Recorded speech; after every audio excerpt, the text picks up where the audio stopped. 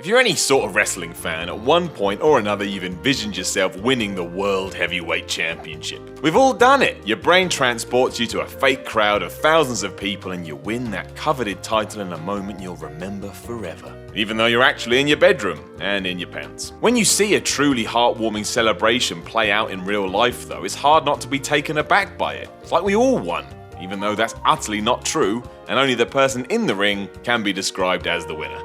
I'm Simon from WhatCulture, and this is the 10 best world title celebrations in WWE history. Number 10, Seth Rollins. The Architect gets double mentions here for two very iconic moments that both happened recently. The first, of course, is his debut World Championship win at WrestleMania 31. Everything from the match that preceded it to his surprise arrival was just excellent, and seeing him at the top of that huge ramp as fireworks exploded was just tremendous. It didn't matter he was a heel, this was his moment. He also deserves mention for his celebration on the 24th of August 2015 Raw. While he wasn't being honoured for winning the title, he was having a statue bestowed upon him for his match-winning efforts against John Cena and still being the champ. Instead of said statue being revealed, however, it was Sting that was waiting under the draped curtain. Fans went nuts, Sting kicked ass, and it was one of those things you just never thought you'd see in the WWE. That's why I throw it in here. Number 9, Brock Lesnar. The feud between Brock Lesnar and The Undertaker in 2002 was bloody. I mean that literally too.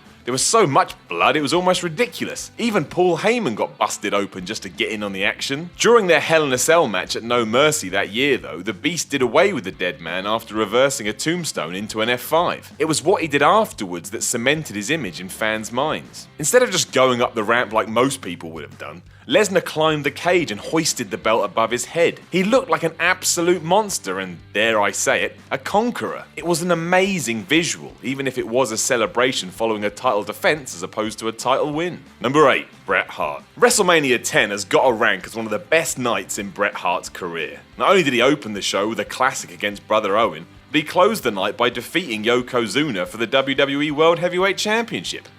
Good work, Hitman. As soon as he had pinned the big man to the mat, the babyface portion of the locker room emptied, lifted Bret up in the air, and paraded him around on their shoulders. Not only did it make Hart look like a massive star who had the respect of his peers, but it was just great to see the likes of Lex Luger and Razor Ramon walking around with the champ. It was made even better still, given that his brother Owen was stood in the aisle just glaring a hole through Bret's head. So basically, this had everything you could have wanted. Number 7, Stone Cold Steve Austin. The word best is an interesting one, but in this sense, I think we'll go with iconic instead. When Stone Cold Steve Austin went heel at WrestleMania 17, a lot of people thought it was a bad idea. In hindsight, they were absolutely right, but we can't be too mad about it. Without that turn, we would never have got Crazy Stone Cold. And I love Crazy Stone Cold. But the finish to the main event at arguably the best WrestleMania of all time is something that no wrestling fan will ever forget. After an incredible feud and even better match, Steve Austin beat The Rock to a bloody pulp to regain the WWE title and join forces with arch nemesis Vince McMahon. It was one of those moments when you're not 100% sure what you're seeing, and the fans that night cheered the Rattlesnake regardless, as they would have done given they were in his home state of Texas. But it's become a part of history. For better or worse. Number 6, CM Punk. Money in the Bank 2011 will be remembered forever because of how the show ended. With CM Punk's contract expiring, he was going after the WWE Championship.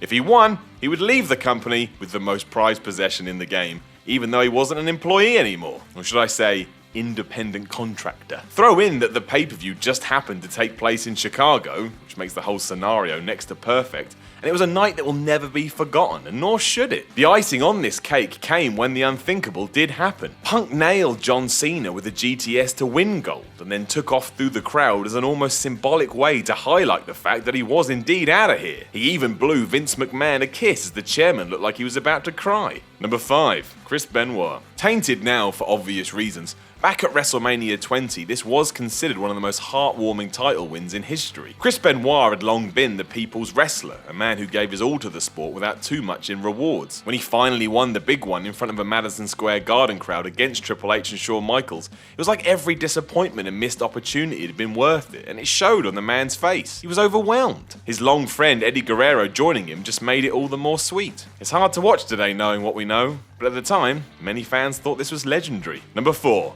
Daniel Bryan. Seeing Daniel Bryan actually become the undisputed World Heavyweight Champion at WrestleMania 30 is still surreal today. The man had been through so much and his roller coaster ride to the top had become so ridiculous, it was an achievement and a half that he actually got to this point. It always seemed destined to never happen. As you would imagine, the crowd was ecstatic for Bryan, but this was made even more impressive given earlier in the night they'd seen The Undertaker's WrestleMania streak get beaten by Brock Lesnar. It had taken the wind out of everyone's sails, and the only person who was ever going to get it back was Daniel Bryan. That's exactly what he did, and seeing 75,000 people all join in with the yes chant will give you goosebumps. Perfect. Number 3, Ric Flair. When Ric Flair entered at number 3 in the Royal Rumble 1992, forget about it. That was it. He wasn't going to win. He'd been screwed by the system and would have to try again. Or so you would have assumed.